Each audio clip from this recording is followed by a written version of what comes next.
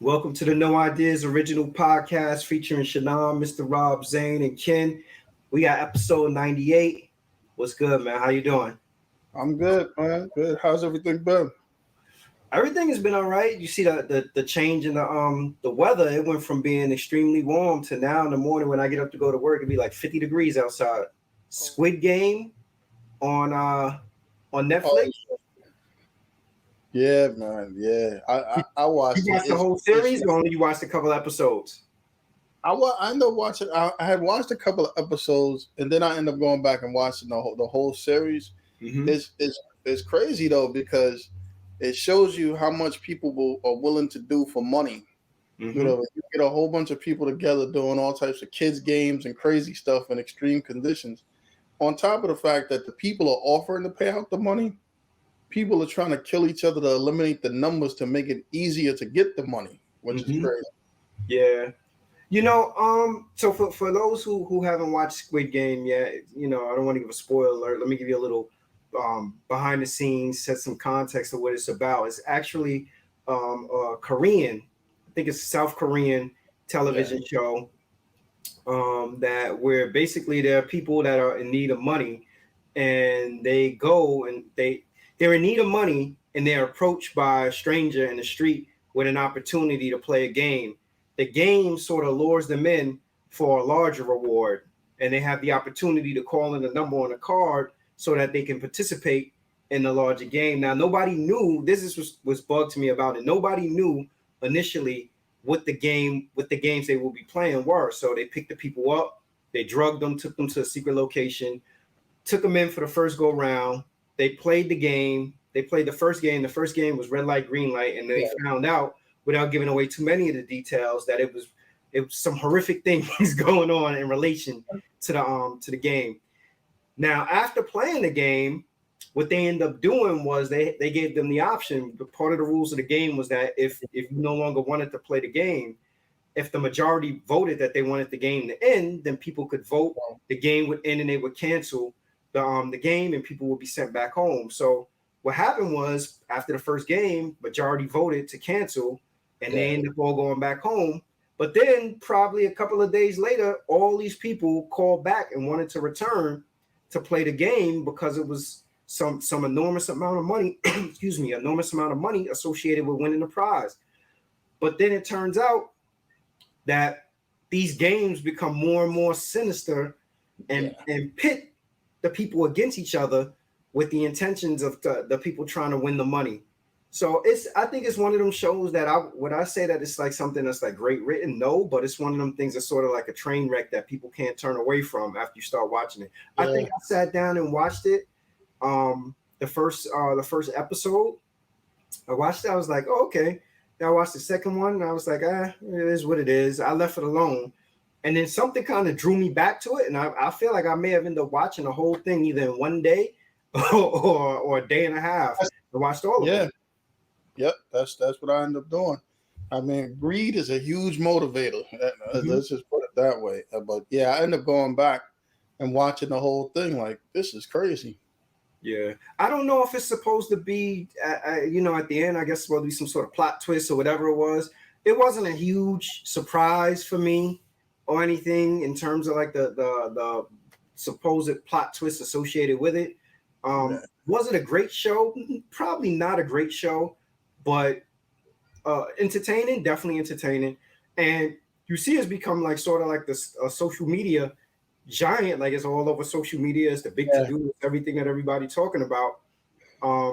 So I mean, if you're not looking for substance, but you like gore and you like comedy, to me, then I think it's something worth watching.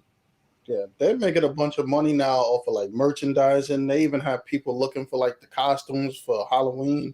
They haven't made those available. I'm sure they'll make them available, but there's a lot of money being made off of that right now. And the guy who created it, I don't think he got any support initially for that show at all.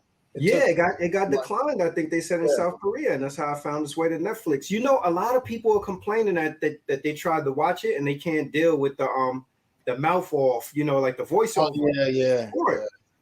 For me, like I think after I started watching some of the first episode, I was past the fact that it was a voiceover, but probably also because as a kid, you know, you get used to watching them kung fu flicks. Yeah. Kung fu flicks are all voiceover, so you don't think anything of it. And I've seen far worse on Truth Be Told on like regular TV when you watch BT and they want to edit out the curses and be like, you mother.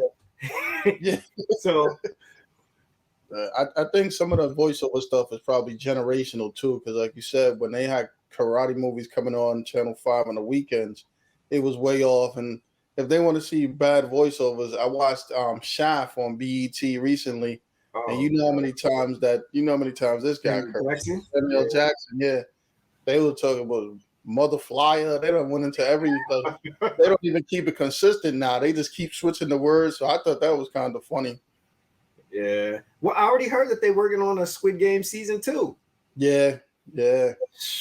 And did you also hear that the number that was on the card that people was calling, so that's some lady's business or something like that, and people calling it all of a sudden? Somebody had to. I heard a friend of hers let her know that the number. But so next year they're gonna take it off of the. They're gonna take it off of the thing. They don't want people calling. Yeah, South Korea is raw because you know usually in the States they hit it whatever was 555. The first 3 digits for everybody's number in the movies is 555. I mean, so yeah, so if you like gore, and entertainment is very entertaining. You know, I think they try to add a little bit of backstory in there by telling like for some of the main characters, what was their motivation that kind of got them there. But for the most part, it wasn't like that they went into like some in-depth analysis around it and developed it. Like, you know, they got to it, you know. So we'll see what comes of it. You know, if they continue going with it, we'll see actually if they could come back with a second season to top the first season. Because remember, Tiger King was all the hype at 1.2. Look how fast that faded. Yeah. You know? Netflix is on fire though now too. I mean, I know we didn't intend to talk about this really, but did you catch Dave Chappelle's new stand-up yet? Yeah. I was just watching. So I mean, I thought it was funny, but I get what he was saying. I think some people missed the point where he said, I'm not going to be on TV for a while or something. So I think he was anticipating the backlash before it even started. But I mean, some of the stuff, it is funny. It's the truth and it's how he feels. So, I mean, you know, people talking about they should cancel Dave Chappelle. I don't think he would care either way. Mm-hmm. But it's pretty funny. Like some of the stuff he said, and you got to some of the things are real subtle too. So you got to be paying attention to what he's saying. I think Dave Chappelle is a comedic genius, and I think he knew that his commentary in this particular stand-up was going to elicit a lot of conversation, and one way or another, people are going to look at it. They're either going to look at it because they're a fan of him and they want to be entertained, or they're going to look at it for the purpose of saying like, "Oh, what is this horrible stuff that he said?" But it kind of almost seems like, honestly, like Dave Chappelle has like this weird relationship with the LGBT community.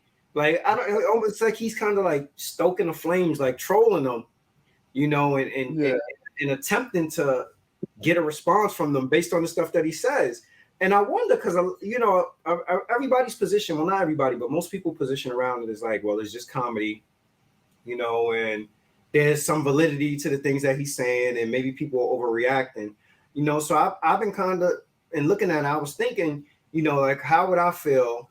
And race is something completely different from sexuality agenda, but I'm like, how would I feel if it was a white comedian standing up there telling a whole bunch of derogative black jokes or whatever it is? Like, what would my response be to it, and what would the black community's response be to it? Like, will we be calling for cancellation of the person, or you know? And again, like I said, like I don't think race in gender and sexuality is the same thing.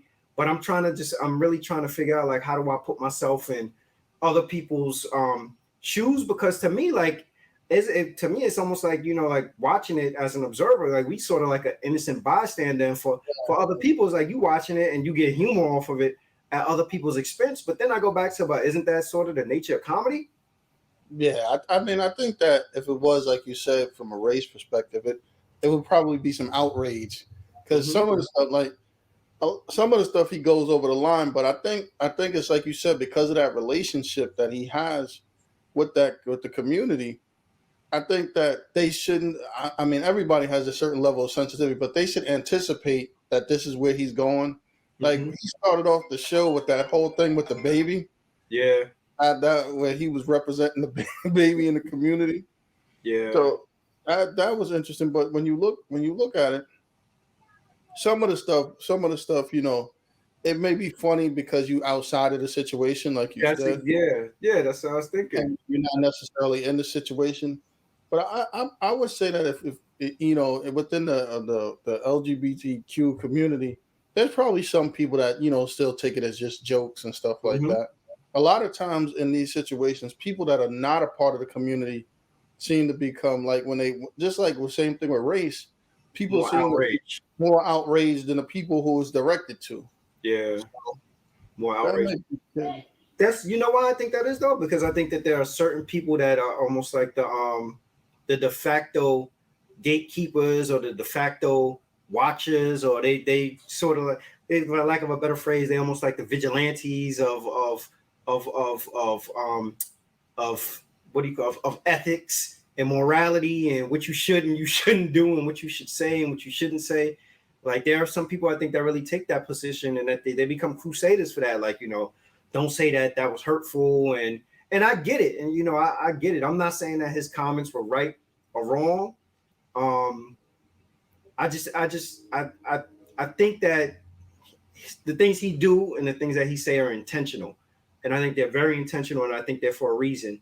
And I don't know if his rationale for doing it was because I don't just think it was that he just wanted to stoke the fire, in the transgender community or the LGBTQ community. Yeah. I think that he was trying to get across a clear message. And I also think that part of him is trolling, saying this stuff with the intentions of now it puts Netflix in a position because they want it removed off of Netflix. But I'm sure that's probably like one of their top 10 shows or whatever for the week, And I think that the other part of it is that this is the last special associated with his deal. So maybe he feel like, I'm dropping the mic on this and I'm walking out with this.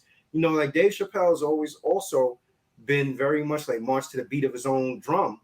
And who knows? Maybe he like, this the like he said, this is the last time you're gonna see me for a while or stand up for a while. I don't personally think though that he needs to pick up and take responsibility or be the defender of all comedians. Like, I feel like some of the stuff that he does now is to try to defend comedians' right to freedom of speech and to say stuff, to be funny or whatever. And there are some comedians, again, I think it all compares to what context people are saying in it.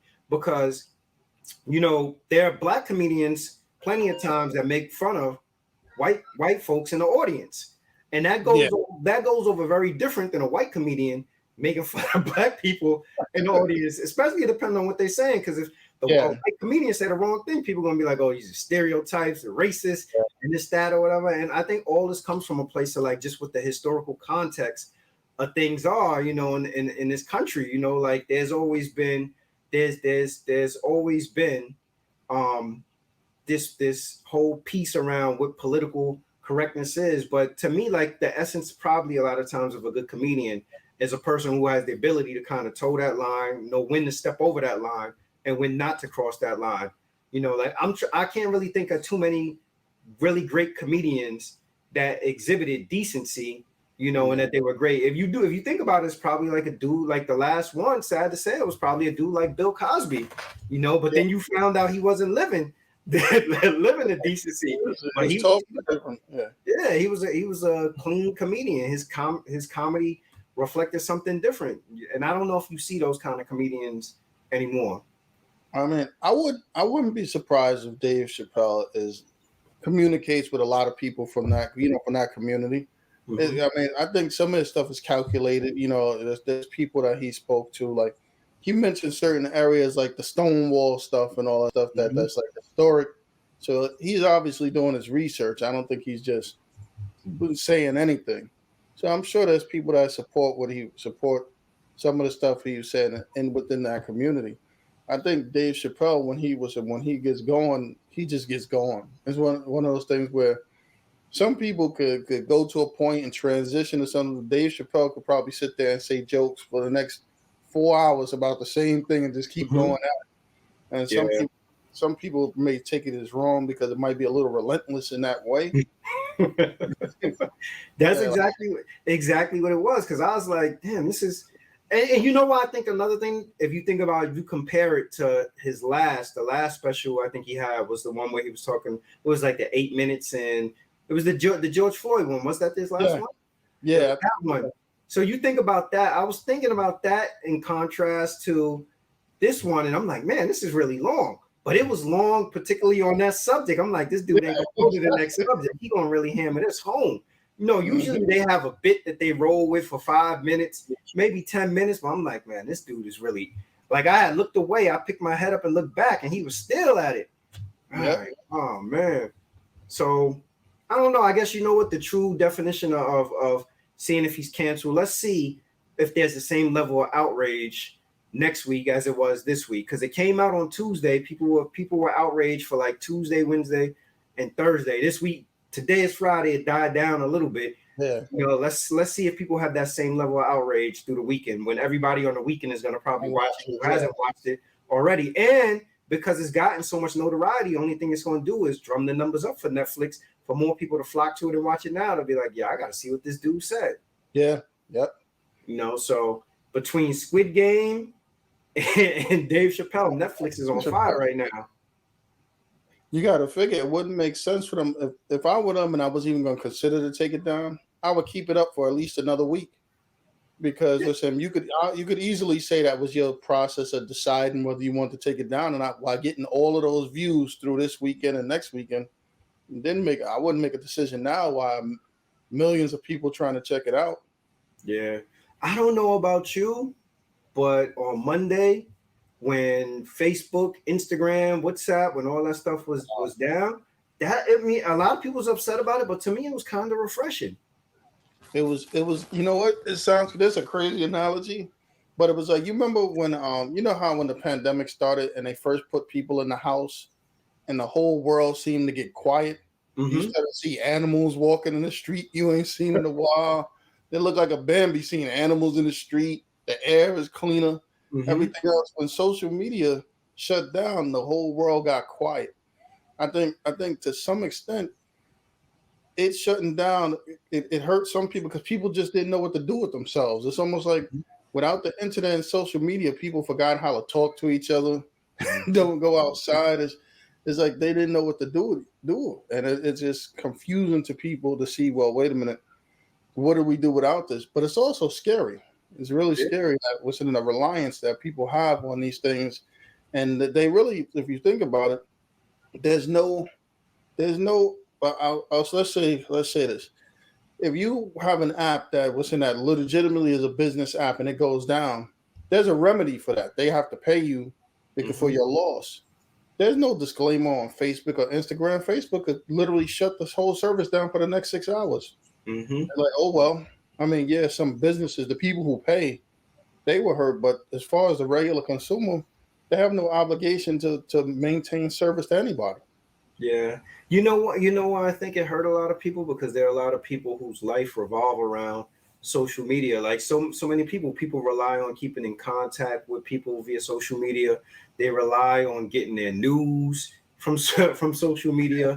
All their social interactions, the people that they believe, and I use that word accurately, that they believe are their friends exist on social media. So you take all of that away from people for I don't know how many hours it actually was, but a lot of people were acting like it was the end of the world as they know it. But to me, it's like almost like what you said, though. I kind of felt like, all right, I don't got to click on Instagram and see people, constantly talking about vaccinations. I don't have to how you call it, turn on Instagram and see, people talking about politicians or all this stuff. Like, as much as I dislike Donald Trump, one thing that I say about that Donald Trump really brought to light is that there's a lot of fake news. There is, yeah. There's a lot of fake news, and to me, like the one of the main places that fake news is facilitated is through social media. It's like people just grab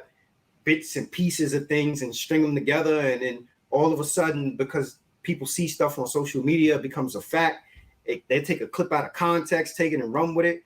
The people I really fell for though is the people who actually use WhatsApp, because WhatsApp is a big app that's used for people that live internationally to actually communicate with each other free of charge. So that to me is far more detrimental. Like if you got family that live in another country that you use to stay in contact with, that makes sense. But going on Facebook to look at memes, to see a person, there are people that's dead up on Facebook that they, about to go to jail and they got a picture, one hand on the phone and a cop on the other. Oh, I'm in the hospital. I ain't gonna make it through this one. You see people on the damn a defibrillator. Hold on, get a snapshot of me. It's like, yo, to have a break of not having to look at that stuff. To me, it was amazing. And a lot of people's response to it is like, well, you don't have to look at it. And I think that what cell phones and what I know Apple has built in is they built in like the time thing to show how much time you actually spend on these apps. But we've also been programmed that when we believe we have downtime to take out our phones and scroll these apps and look at these apps. So I can only imagine if they did a study to see how many times people attempted to refresh Facebook or Instagram, it would probably be billions of times. I made a joke. I was like, productivity was probably at an all-time high because people, instead of being able to be at work in their desk on social media, they probably was like, well, I guess I got to do the damn work these people paid me to do now, Yeah. But the flip side of it is, I look at it. It's, I was saying the flip side of it is that probably people weren't working because they probably was in panic mode and had anxiety. Like, oh man, you mean to tell me I can't post this, or I can't upload this video, or I can't see what's going on or whatever on Facebook? the craziest thing is when you look at it, people are so obsessed with everything. I mean, listen, I don't want to see your food. You everything you do, your whole life is chronicled on there. Most of the stuff is the fake news. People have this misconception or conflated this idea that they need to put their whole life on social media for people to see. And when it's not there and you can't do it, those people panic because that's the narrative that they're trying to push or something. This is how I do it. And if you think about it, there's a whole industry built around just being on social media where people are making money just because they're getting followers and advertisers and all types of stuff like that. Mm-hmm. So it did create like a whole new revenue stream. But realistically, I mean, I don't want to knock some of these guys and, don't want them to get all upset. There's not a lot of talent, and I don't understand where the talent aspect is in getting followers anyway. And getting followers and avatars, likes and stuff like that doesn't equate to me to any ability at all. Yeah. So, what that made me think of? You ever had, I forget what record it was. Eminem had a record and he said something. I don't know I think he was talking about Charlemagne. He was like, your talent is critiquing my talent. Like your sole purpose why you exist, your talent is critiquing my talent. For Facebook is an app that I believe that probably older people use, not so much as younger people using Facebook. And I wonder how Facebook users fared with the shutdown versus Instagram users fared, because Instagram tends to have people a little bit younger. I think that the really younger generation has moved to Snapchat and TikTok. But the reason why I bring that up is because if you're an older person, you use Facebook. Facebook wasn't always there. There was a time where you actually had to go outside and interact with people. There was a time when people, instead of instant message, you had to actually pick up the phone. Or you could just, you could text people. Text been around for a while. So I wonder if Facebook people were in less panic mode than younger social media users, that the only thing they know is like, I'm disconnected from my world. And it made me actually think about, remember the Matrix, when he was like, you got to unplug from the Matrix. And that's what I kind of feel like that it was. It's like people unplug from the Matrix. I would love if maybe like once a week they turn the damn, how you call it, once a week, turn social media off. People probably lose their mind. Or once a month, turn social media off. You know how with the progress they probably make in terms of helping people with their mental health as a result of doing it? Yeah, it'll be tremendous. I was thinking something similar with the pandemic. Not to say the pandemic going, but think of it this way. They always talk about the environment. Mm-hmm. You know how much improvement the environment happened when people couldn't drive outside and all the people couldn't be out. They talked about it in that small amount or that amount of time. it changed so much as far as like environmental pollution and stuff. Mm-hmm. But Yeah. if they had a week a year where people just couldn't go out around the world, we could probably reverse the whole greenhouse process. Yeah. Them endorphins and that dopamine kicked in for people with that damn social media. Yo, I'm sure people probably, oh my god, I can't upload nothing, I can't refresh. Oh god, but it would be nice for them to kind of pause and stop. Like the pandemic to me was a pause that it was crippling and it was a pause in the wrong sense. Yeah. But I'm sure the pandemic probably saved a lot of families. They said divorce was up as a result of the pandemic because people had to be home and interact with their spouse. But at the same time, those same people were probably home with their kids, probably able to have dinner with their children, do indoor activities and do stuff that as the world was going, people sort of got away from. And I attribute that to social media also, that with social media having that outage just for a couple of hours, that I'm sure it really made people probably step back and reflect and say to themselves, like, okay, maybe there is more going on today than social media. I wonder I don't know if you were down in Manhattan, but I wonder if in Manhattan you see more people with their head up instead of with their heads down in their phone, scrolling away, trying to see what was going on. Yeah, crossing the street in Manhattan must have been pretty good for those hours where cars could actually see people and not hit them for not looking. So it was probably a good day for drivers in Manhattan. Shoot. Oh man, Tesla. Oh, Tesla has to pay 147 million to a black employee for racial discrimination. So the gentleman that won this lawsuit was, I think they said that he was an elevator contractor, and that he also went to his supervisor and went to management and complained that there was excessive use of the N-word. He said that there was racial epithets written inside the stalls at the bathrooms. That because he was African American, they made derogative comments, and it doesn't sound like it was necessarily for management. It sounds like because management didn't address these things going on. And Tesla had issued a statement. Their response to it was something along the lines of, it's because this was years ago, that Tesla is not the same company that they were 5 or 10 years ago that they are now. There's still work to do, and I was looking, as I was reading the article, I was like, man, I wonder, is there going to be some kind of, are they going to appeal that judgment or something? Because I didn't see anything about an appeal for the judgment. So their money must be real long if you just going to fork over $147 million settlement over some sort of racial discrimination.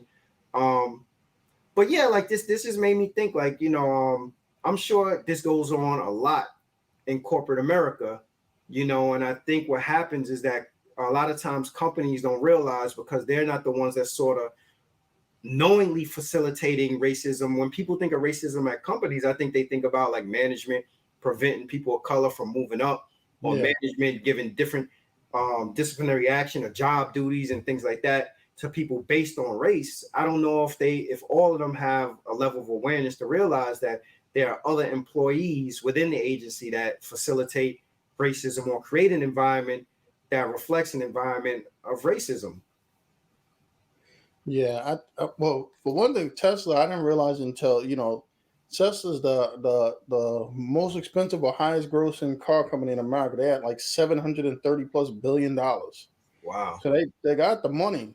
Mm-hmm. The crazy thing is that that I read or heard the same thing about them saying that a different company and stuff like this. But they also had a whole thing where I think the board of directors or something has been trying to force them to reveal what their diversity initiatives have been, and they haven't been forthcoming or open with what type of diversity initiatives they have within the company. So although they say it's different, they're like, because it's, I guess, a privatized company to someone, or somewhat led in that way, they don't really disclose anything as far as like how they conduct business or anything like that. So, and then one of the things they said was that they the person that and the guy who won, that they looked into his issues and they were resolved. I mean, they might have been resolved to you, but not resolved in a satisfactory method to the person that's happening. Going around telling somebody I spoke to him. I mean, what does that what does that mean? Yeah, I spoke to him. Well, yeah, we cleaned it off the stall in the bathroom. Resolved. No, that's not resolved. So I think they may be a little different. It may be one of those things that they got a little smarter with covering it up, because supposedly they've had additional lawsuits and all Yeah, types I've of heard, stuff, and yeah, you just never hear about them. And they usually settle everything.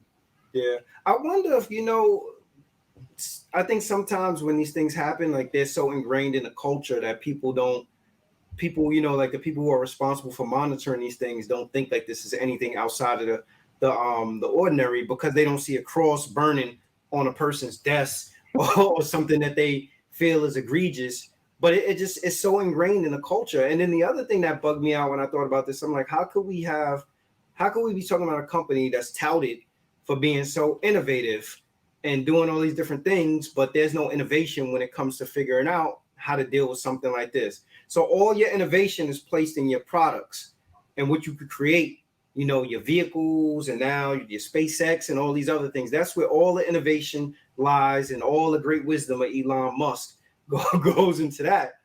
Where's the innovation, the wisdom, and you pushing the envelope and figuring out how to deal with issues like this? And sometimes people's strategy for the stuff is just to pay to make it go away. But now that people found out that they pay us, I'm sure, I feel like there's probably going to be a lot of other people coming forward talking about their experience at Tesla. Yeah, it seems like it might be a company where his thought process is win at all costs. So he's gonna go through and push all his ideas and his initiatives too. And if some people fall out or there's something that happens in the process of doing it, so be it. Or whatever. And he feels like he can just pay him. But this $137 million hit, that's kind of a 147. That's kind of like a wake up call. Like, listen, yeah, we know you've been hitting people with $1 million under the table all over the place, but it's like this number's unprecedented. You don't hear Yeah, about that's what I'm saying. I want to know. I want to know who this judge is. We need to get a slip and fall in front of him. Yeah, 147. Like that's like an unprecedented amount. Yo, And I'm just wondering out of curiosity, what was the? I don't know if you offhand you probably wouldn't know. How much did Aaron Brockovich win for no 147. Yeah, that's what I'm saying. Like, not to say that like the physical damage and like mental damage is less than physical damage, but we talking about a whole different ball game when you say $147 million, and the burden of proof is on the person who actually doing the suing. So they must have had some real hard evidence to make a judge or arbitrator, whoever came to that decision, say that this person, as a result of this, what they've been subjected to, they deserve $147 million. Yeah, that's a lot of money. Like that judgment is really unheard of. You don't hear anything like that. And I think the breakdown was something like $10 million for this, and I think the rest was from 137 for mental anguish or something. Yeah, I need to find out like the dude just pulled this random number out the sky. Like, yeah, I think you look like you would 147 million make this go away? Like, but this guy's lawyer got them for $1 million from another employee like earlier in the year. So this guy, the guy that got the one for the lawyer, he basically represented another guy who got $1 million from Tesla early in the year for the same issue. Yep, for the same issue. If Elon Musk was smart, I hire that dude. Yeah, I will hire him, and I will put him in charge. I'll be like, if that's his specialty, is lawsuits as it relates to racial discrimination, I will hire him and I will put him in there, and I'll be like, I need you to do to do an overhaul and how you call it, and work with us on this issue. Because if not, this dude he gonna keep suing the pants off them. Oh yeah, he's got the formula. He knows what to say or how to get them. Because apparently, if you can go from 1 million to 147, what's sure the next judgment gonna be? Yeah, everybody that's in there right now that has an issue is going to be calling his phone. Tesla better be ready, because everybody's going to be on like, wait a minute, you got this guy $1 million, so that's like, all right, you got $1 million on 147. You're going to have anybody who had anything done wrong to them calling this guy up. And eventually you get a bad name, and it sounds crazy that, okay, yeah, the cars are selling everything, but all you need, car companies can get canceled too. Most of minorities buy Teslas too, so you need to be a little leery of that or something. Yeah, for sure. Man, I seen on Hollywood Unlocked, they had a story where Jamie Lee Curtis says that plastic surgery is wiping out generations of beauty. And she said it because she said that she tried plastic surgery herself. And I think she said that she had like Botox and face fillers and stuff like that. And that she became addicted to Vicodin as a result of it. I think whenever people think about plastic surgery, they somehow, some way, this generation, a poster child for plastic surgery, I think, has been the Kardashians. Like Yeah, everybody always go back to, oh, they had surgery. But I don't know. In terms of being pro or con for plastic surgery. Like, I'm not con plastic surgery. I'm pro whatever you feel you want to do that's going to make you feel better about yourself. The only time I think it becomes an issue is when you overindulge in the plastic surgery. Like, to me, I look at Little Kim now. Little Kim is unrecognizable. Like, to me, yeah, Little Kim is an example of a person who probably had one procedure or a couple of procedures too many. yeah, But then there are other people that have had procedures that you wouldn't even know they have procedures. Like, I don't see anything wrong that if a person says that they, their whole life they wanted to have a breast job and they get money and they go have a breast job, or they wanted to get their nose changed or whatever it is. Like, to me, I think it's all fair. It's all fair to do it as long as you do it and you don't go get to the point where you just become so unrecognizable or you become a shell of yourself. A lot of yeah, people are opposed to plastic surgery, and I think that opposition comes from a place of feeling like the level of danger around it. It's right now. DR is a popular country that a lot of people go yeah, to for plastic surgery, and I remember I always hear a lot of people say it also that they be like, if you go to DR and you come back from DR, you see like a whole bunch of people lined up in wheelchairs in the plane where everybody's coming back from getting their plastic surgery. I don't, honestly, I don't know. I don't know if you could go to DR and you get plastic surgery for cheaper and the job is done just as well as getting it done in the States. That's up to you. Like, to me, my position around it is like whatever people do as it relates to their own personal health and how they feel about their image, I'll leave that with them. I just don't like to see people who don't need it get it, yeah. and keep getting it and keep getting it. Because personally, I didn't think anything was ever wrong with Little Kim. No. I mean, my thing is this: is yeah, everybody has the right to try to do, choose or augment, and there's things that people regret throughout their whole life, as far as Mm-hmm. the way their nose may look, or the way certain things look, or boob jobs and stuff like that. I mean, I think some of this plastic surgery stuff, yeah, like especially the DR stuff, can be dangerous because supposedly that's how Kanye West's mother passed away because they wouldn't give her the plastic surgery here, and she went to DR Oh, some procedures. I oh, just I just think with the plastic surgery is that if you're trying to live up to this ideal look or chasing the look of youth and chasing the look, that becomes a problem because maybe she's talking about her generational beauty thing is that people do grow old, mm-hmm. and it doesn't mean that you necessarily become this ugly troll or something because you got old. Where you got to try to be the same. You got to if you're 48 or 50 or 60, realistically in life, part of progression is that you won't look like you're 28 anymore. That's Mm-hmm. just the way life is naturally. Mm-hmm. But if you feel like in order to make yourself feel good, you got to look like a 28-year-old, there's probably a little bit more mental thing, Physical, yeah. and physical because, with all these filters and different stuff. Yeah, anything you want to augment that you can that's safe and is reasonable.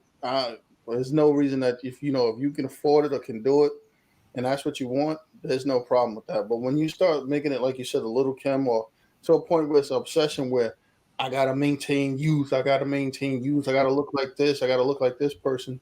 I mean, look at the lady they had in Manhattan. They used to call her the cat lady, where she looked Yeah, like I remember seeing that. Yeah. yeah. I mean, you got people that they just do so much and I gotta believe that somewhere down the line that this stuff will affect you because once you get it, it doesn't last forever. So you got to keep getting it or doing things like that and stuff.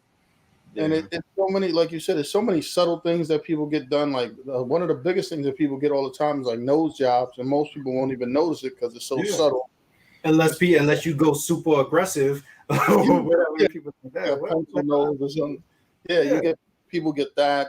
People subtly get Botox because you don't really notice that and stuff. And unless you go crazy, the lip fillers, all this tons of like very maybe minor to us, but surgeries that happen that people don't even realize. Yeah. There's like procedures that people could go like right into a regular office and get their Botox and get, fillers or whatever it is. But I see where she's going also in the sense of, like there was a time where people grew old gracefully and they were still considered like, all right, this is still a very beautiful person. But then now it's starting to become like unrealistic when you look and you're like, this person's 70 years old and they have work to look like they 25 years old, but people know that they 70. And then I think the other thing that she was kind of trying to take a shot at is almost like to go back to the Kardashians. Like you see the Kardashians and you see the work that they had done, but then you think about like, all right, like I've heard people say before, like, all right, you remember with what's her name? What's the not Chloe, not Courtney, what's the other Kylie? What Kylie looked like pre-surgery, and she's having these children. What are the children going to look? The children going to look like her prior to her actual surgery, or whatever. And not that she was a horrendous looking person, pre-surgery. But I'm guessing that there's probably like so much pressure with keeping up this image or this portrayal of what people deem to be beautiful that that's when people get roped into it. Like, but that to me, there's nothing wrong with like if you say like, all right, I want to get this done, I want to get that done, or whatever. Like, I don't see anything wrong with that. I just think it becomes problematic when you get like the cat lady Manhattan, or you get like the little Kim, where it's like little Kim. I feel like any surgery that's possible, little Kim probably already underwent. Yeah, I think it's sad too because I think a person like Jamie Lee Curtis, she may or may not be doing it, but I'm sure like when they go out and they cast these roles, that some of that stuff comes into play because people aesthetically want to see things on film or see a person look a certain way. Granted, she's real probably like I think in her late 60s or something, so it may not affect her much. But it's always been the case that 20-year-olds play 18-year-olds, and 30-year-olds play 20-year-olds. The only thing is with the emergence of all this cosmetic surgery and all the rest of this stuff, you're gonna be doing a lot of chasing now. So now the 40-year-old expectation might be to look like the 20-year-old. No, that's a fact. Switching over from Jamie Lee Curtis. Jamie Lee Curtis had like one of her biggest roles was playing in Halloween. Continuing with our segment of Gimme 5. This week, our Gimme 5 is give me your top 5 favorite horror movies and why. Okay, I'm gonna start with one. It's funny you say that. I'm gonna start with Halloween, but Halloween 2. Halloween 2, okay. That's the one where they were like mostly in the hospital and stuff or something. For Mr. Garrett. Yeah, with Mr. Garrett. Yeah, I like that one. I'll tell you the truth, I still really like the Halloween series, and I'll definitely be watching this new one. I want to see too. Yeah, I just think that the storyline is pretty good. The way they capture Michael Myers and stuff in the sense that like it's still real horror, and it was horror then. Like it's not like it's not like comedy horror or something. They do basically they have an intention to try to scare people and do things in a subtle way and surprise people. And in the movie they managed to do that, like real subtle like and stuff like that. And Michael was relentless, and it's one of those things where it was instead of having a guy that's talking and stuff like that and everything else, you can never get a feel on him. Like they could take that story so many ways where Michael's a mental institution and Michael's from the devil and all this different stuff. So it's a good story too. Yeah. One of the things that I've liked about Michael Myers also, to me the worst Halloween ever was Halloween 3, where they had the joint about the mask. That had nothing. Michael Myers wasn't even in it. I don't know what they were thinking. But what I liked about Michael Myers was Michael Myers, aside from him being able to survive like certain things, could have just been any real weirdo dude. snapped and flipped out. Like there was nothing really supernatural to him. He was just like a weirdo with a knife that had issues. So, Yeah, exactly. so it's like, yo, okay. His mask on and start killing. That's it. Yeah. So yeah, I can rock with that. I put, to me, like one of the all-time scariest horror movies, The Exorcist, the original Exorcist.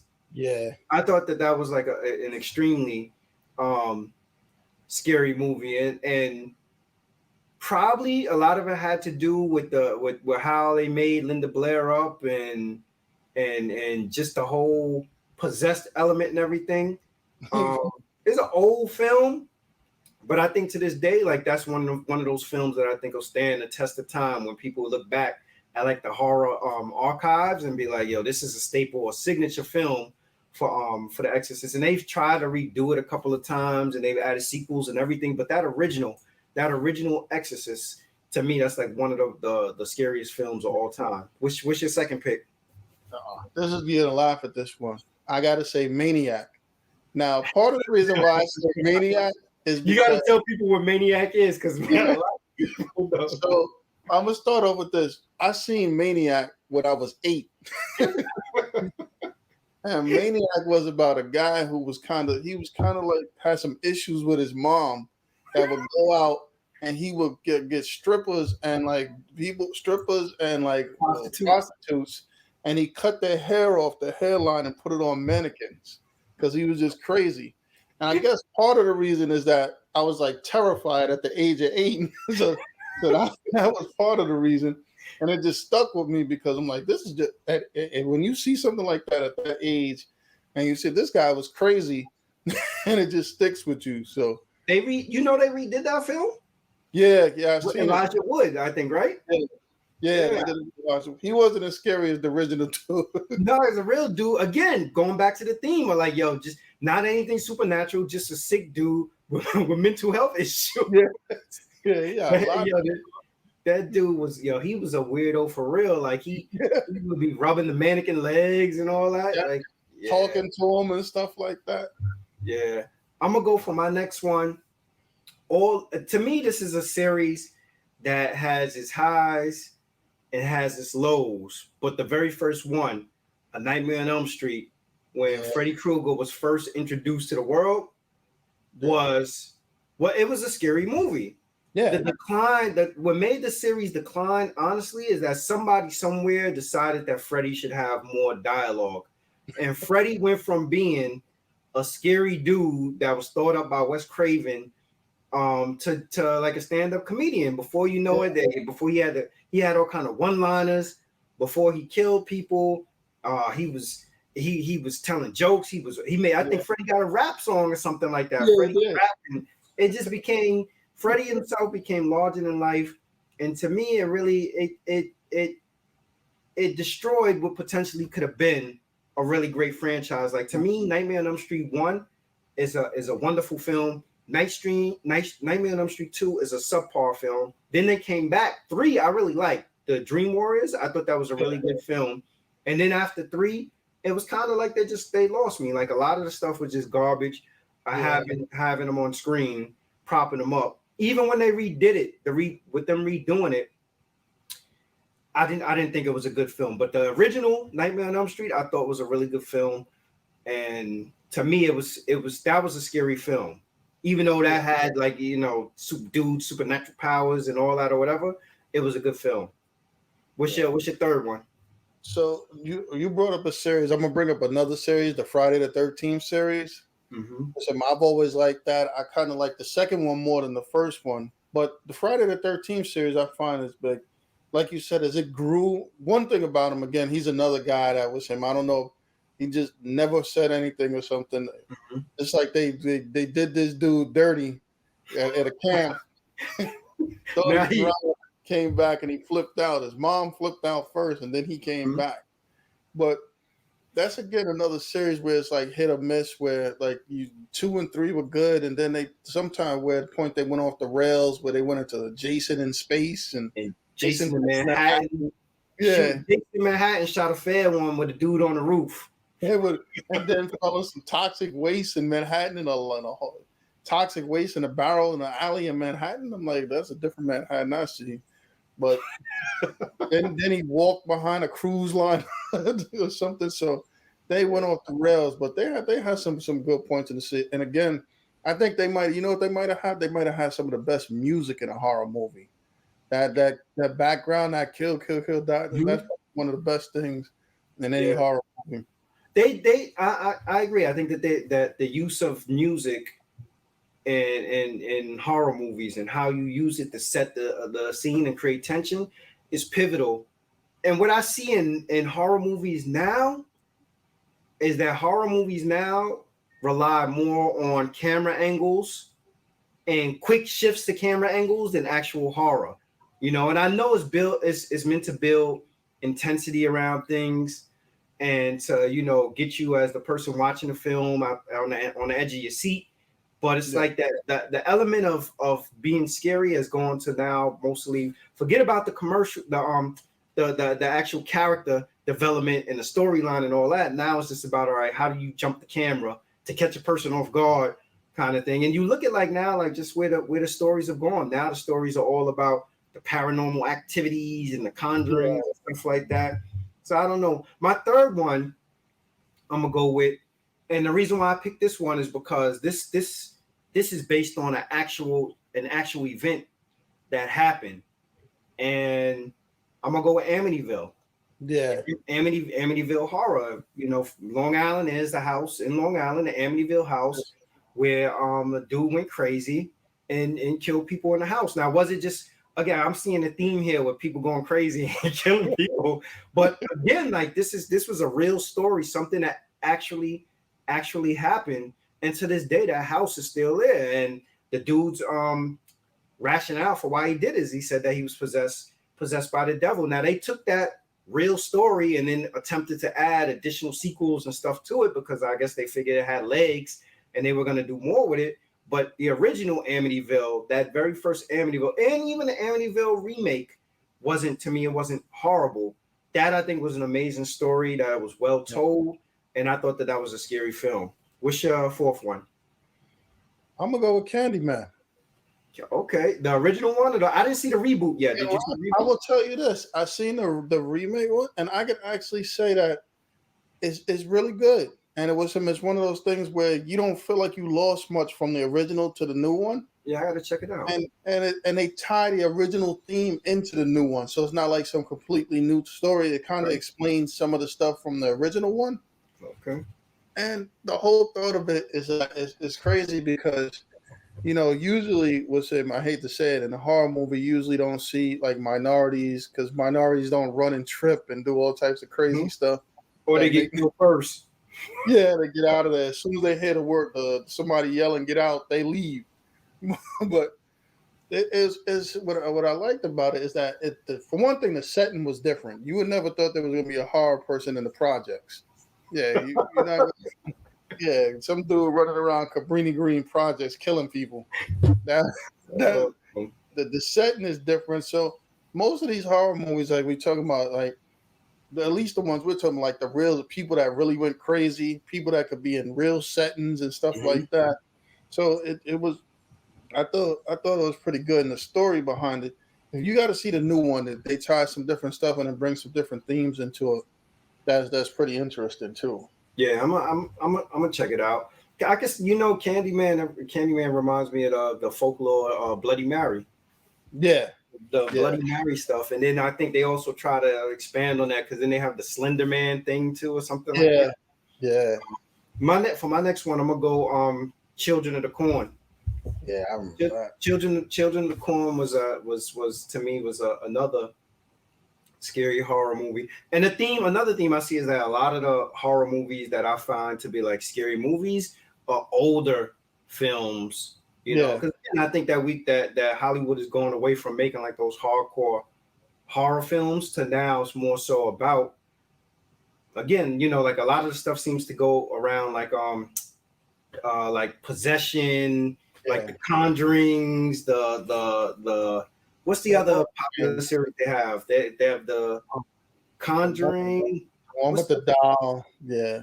Annabelle, and like all of them seem to have that same that same theme, or paranormal activity, those kind of themes going on. But Children of the Corn was like a basically it was a film where it was kids that were running the town that they worshipped. I guess I don't know if it was almost like something out in the cornfield or whatever it was. And they were going around killing like the adults, and they had rule of the town. I feel Children of the Corn probably came out like had to be like the mid '80s, and that's another film I believe they may have tried to remake that as well. Yeah, I didn't see that one, but I think they did. And I think they did a sequel. I don't remember what the sequel was about, but the original one, to me, that was a really scary film. What's your fifth one? I'm gonna go with this. This is what is a little Final Destination. Final Destination? Wow. Well, the original first one? Yeah, the original. You know what?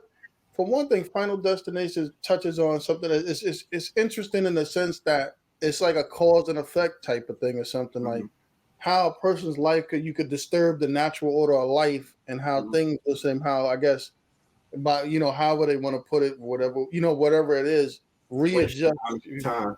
Yeah, yep. But you can't escape death. So I thought that was pretty interesting, the theme. And so I mean, it's a series, and some the first couple of good, they started to get far away with it. But one thing that's interesting about that series is if you watch the whole series, the last one they had, they make it so that it ties back into the first. So like or a complete loop to tell you about cause and effect. Yeah, very creative. I'm gonna go for my last one. I'm gonna go Stephen King. Both recently they released it in film.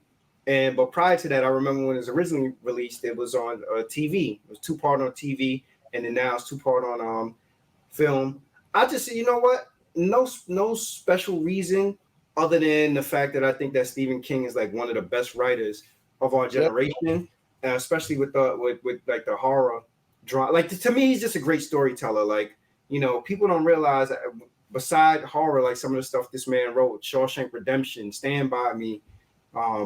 Films like that. But It was a great film that told a story of friends in a small town, and he was able to incorporate horror in it. And then for honorable mention, Stephen King also, The Shining. Yeah, The Shining I thought was a great film. But Stephen King had his run when it comes to film. It's like it's like this dude, some of the stuff that he cranked out. Like if you think about even like the Pet Sematary. Yeah, and things like that. I'm like his pen to me, or whatever. Like his imagination is just way out there beyond like some of these other people. Do you have any honorable mentions? Any other films? The Omen. The original, the original Omen. I mean, a lot of again, that's like somewhat, I guess, like the original possession type of things, like the way the Amityville type of things. But yeah, that's definitely one. And then, like you said, Stephen King got a whole host of movies. You can go through all of his stuff from Cujo to Carrie to he's got like a list of movies, and a lot of his stuff, I would say this, even the remakes are pretty good. Because I thought it was pretty good. The new chapters, I thought those were good. Yeah, that's what I'm saying. Like even when people do it over, it doesn't stray away from whatever his original story is. You know why that may be? Like it may be because his stories. Maybe he got approved. The screenwriter, like, nah, you're not just gonna put any of my product on the screen. When these are books that these are phenomenal books. Like some of the work that he's had, some things that I wasn't like too. I was like, on like I think he had what was it? The Needful Things to me. That was all right. And Maximum Overdrive, I really wasn't a big fan. But when you start talking again, like the Carries, the Cujos, Pet Cemeteries, and things like that. What was the one with the gypsies? That was Thinner. That was pretty good. Thinner was good. Yeah, Thinner. Yep. Yeah, Thinner was good too. So that to me, I wouldn't categorize him as a sole horror writer. I think he's like a suspense thriller, type writer. But his films seem to be adapted for horror purposes. And to me, the dude is just like, he's a great writer. Yeah, he's got a ton of them from Sleepwalkers to there's a ton of Sleepwalkers cool too. Yeah, He had a stretch where he was just the guy where he was putting out stuff where for like a 10-20 year stretch where you basically watch everything he put out. Yeah. Nah, dude was on fire. I am looking forward though to seeing that new Halloween. Yeah, me too. The new Halloween. It looks like it's put together pretty well. You know, Halloween, I really didn't care for it. Did you ever see the one with Busta in it? Yeah, I get it. That's when they started. Remember the social media thing, and he was. Yeah. Did they have one with LL in it too? I think. Yeah, the one with LL. That's the one where they were like the kid was supposed to go on a trip, but they never left the school. Yeah. And Jamie Lee Curtis had like a bottle of vodka in the freezer. But they managed to keep that going too. I think you know what I think it is too. Sometimes I think with horror movies with the actual guy doesn't speak, it's easier to keep it going because you don't have to it's no character development. We know this guy's gonna go out there and kill people and that's it. We don't want to hear he's not gonna tell us about his backdrop. We're not gonna hear him start having a discussion with nobody. Even when they talking to him, he just looking at him ready to kill him. So yeah, think about it. Yeah, the first Nightmare on Elm Street. I'm sure when they gave Robert Englund that first script for Nightmare on Elm Street 1, it was probably only a couple of pages. But by the time they got to the end, this dude got more lines. Granted, you know, Freddy Krueger's the main character. People showing up Freddy Krueger. But I'm like, yo, this dude got almost every scene he on screen. And before he kill anybody, we got to get a joke. We got to get an explanation. There has to be all this other. I'm like, God damn, this dude then went from killing people to basically lecturing them. You remember Freddy vs. Jason? Yeah. That wasn't, to me, that was a novelty film. Yeah. I think that they just felt like, you know, both two series that got cult followings, we gonna put them on the screen together and see what comes of it. Honestly, I saw that in a theater. I didn't think it was a bad movie. No, the funny part is didn't Freddy make a joke to the effect that Jason doesn't talk? This guy doesn't speak or something. Yeah. I don't think that was a bad movie at all. It was a reach on how they tied Crystal Lake in with Elm Street or whatever. That was a reach, but it wasn't horrible. At one point, I think that they was trying to add. I don't know if it was Michael Myers or somebody else. They was trying to add into it to the third one. You know, it's an underrated series also that the Texas Chainsaw and it's not great. They're not great films, but they're not horrible. Like, did you see Texas Chainsaw Massacre, the one with Trey Songz in it? Yeah. That was like, it's a decent horror film. You know who I think adapts those films pretty good too? That he does a decent job. Rob Zombie. Yeah, because he was responsible for rebooting Halloween, right? Yeah. And when the reboot, I think of Jason, I thought was Friday the 13th. I thought that was okay too. Yeah, they're doing a pretty good job of remaking these movies. Like, it's not like, I think what it is that they're modernizing, but they're not getting too far away from it. So that's working out better. I do hope they leave Nightmare, because they already remade Nightmare on Elm Street. Yeah. The remake, I was like, yo, this dude. I honestly, I hope that they stay away and just leave it, let it be now. For a long time, I didn't realize that Freddy Krueger sweater was red and green. I used to think it was red and black. Well, look how crazy it is too. They redid Child's Play, and now they're actually coming out with a Child's Play series on TV. So, I never found Child's Play to be scary. I never thought that was a scary film. But they're gonna get that's another thing that they went crazy on and created 14 different ones or whatever. The last one I watched, it wasn't horrible. It was one of them films. I don't know about you, like if you can't sleep on a Saturday, late night on a Saturday, you just turn on the TV and you watch it. Whatever, was one of them joints. It wasn't something that you're gonna sit down and plan and be like, oh, let me look through the guide. Okay, I gotta turn the Child's Play and such and such time. Let me DVR that. It's just something on the screen you watch, but it wasn't a horrible film. There's another series that people used to watch that I thought it was okay, but remember Hellraiser? Yeah, with Pinhead and the whole thing. And you play with the box and unlock it was all right. Yeah. It was all right. It was decent. So that concludes our episode for this week. Thank you for tuning in. We look forward to seeing everybody next week.